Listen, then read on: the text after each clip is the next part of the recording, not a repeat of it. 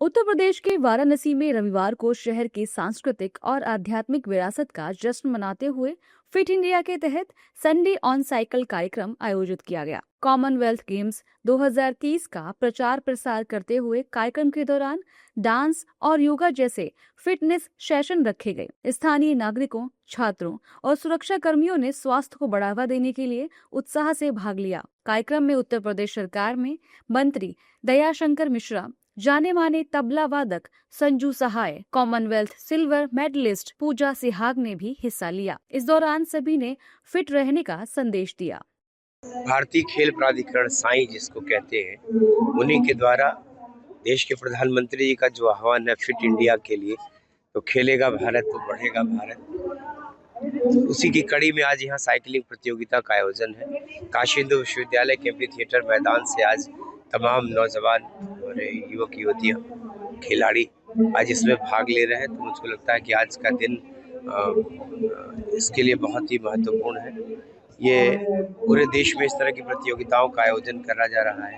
प्रधानमंत्री जी के आह्वान से पूरा देश खेलों में जिस तरीके से अग्रणी हुआ है, सांसद खेल प्रतियोगिताओं के माध्यम से, खेलों के अनेक माध्यमों से महिलाओं के लिए अलग से प्रतियोगिताएं आयोजित हो रही है। तो देश में खेलों को जो बढ़ावा प्रधानमंत्री जी ने पिछले 11 वर्षों में दिया है, उसी का परिणाम है कि भारत अब हिंदुस्तान के तमाम उन खेलों में, दुनिया के खेल प्रतियोगिताओं में, ओलंपिक में, विश्व खेलों में पदक जीत रहा है और हमारे खिलाड़ी हमारे देश का नाम रोशन कर रहे हैं। नहीं, हम तो कहते हैं कि शहर में इस ढंग के आयोजन रोज होना चाहिए, क्योंकि देखिए आप देख रहे हैं कि थोड़ा एक्टिविटी वाइज लोग आलसी टाइप हो रहे हैं। हम समझते हैं कि इस तरह से उनको जागृत करना चाहिए और सबको प्रमोट करना है। स्वास्थ्य अगर ठीक रहेगा, हम समझते हैं कि देश भी स्वस्थ रहेगा और कोई मेडिकल कॉम्प्लिकेशन नहीं होंगे। हम तो देखें कि जो लोग फिजिकल एक्टिविटीज कम से कम 1 घंटा 1.5 घंटा रोज करते हैं, उनका स्वास्थ्य हमेशा अच्छा रहता है। तो ये जन जन में इसका प्रचार होना चाहिए। और आगे जो हम लोग 2030 में कॉमनवेल्थ गेम्स की बात जो हो रही है, उसके पहले ही भारत खूब स्वस्थ रहे, क्योंकि आपके जो एथलीट हैं या स्पोर्ट्समैन हैं, सब इसी पॉपुलेशन से ही निकलेंगे। तो अगर उस साइड को आप स्वस्थ रखना चाहते हैं तो देखने वाले और कम से कम बकअप करने वाले भी स्वस्थ रहे, तो एक बड़ा मैसेज जाएगा। सभी के लिए हमारी यही उनसे प्रार्थना भी है कि फिट रहना ज़रूरी है। आप क्या करते हैं जीवन में, आप म्यूजिशियन हैं कि आप डॉक्टर हैं कि आप वकील हैं, आपको फिट रहना ज़्यादा ज़रूरी है, क्योंकि ये तो आजीवन आपके काम आता है। हम लोगों को भी एक्सरसाइजेस करने पड़ते हैं और जिस काम को हम करते हैं उसके लिए भी फिट होना बहुत ज़रूरी है। वहीं 2030 में कॉमनवेल्थ गेम्स की सिल्वर मेडलिस्ट पूजा सिहाग ने भी अपनी प्रतिक्रिया दी। इस दौरान उन्होंने अपने होम ग्राउंड पर खेलने से आत्मविश्वास बढ़ने की बात कही है। उन्होंने कहा है कि ये एथलीटों के लिए बहुत बड़ी बात है।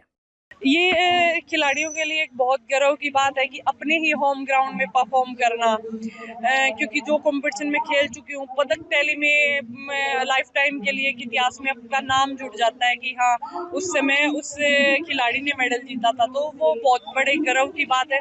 और अपने ही घर में परफॉर्म करना खिलाड़ी के कॉन्फिडेंस के लिए, और अपने देश में इतने बड़े इवेंट होने जा रहे हैं, तो इससे खुशी की बात नहीं है। मैं अपने प्रधानमंत्री श्री नरेंद्र मोदी जी का धन्यवाद करती हूँ, जो इतने बड़े खेलों की आदमी अपने देश में करने जा रहा है। और खिलाड़ियों के लिए अपने होम ग्राउंड में इतना मान सम्मान, वो पदक मिलना बहुत बड़ी बात है, तो उनके कॉन्फिडेंस के लिए बहुत बड़ी बात है जी। बनारस हिंदू यूनिवर्सिटी के एमपी थिएटर ग्राउंड में आयोजित कॉमनवेल्थ गेम्स उत्सव के दौरान आयोजित मैराथन में बड़ी संख्या में छात्रों, सुरक्षा गार्ड्स, प्रॉक्टर ऑफिस के कर्मचारियों सहित कई सरकारी संस्थाओं ने हिस्सा लिया।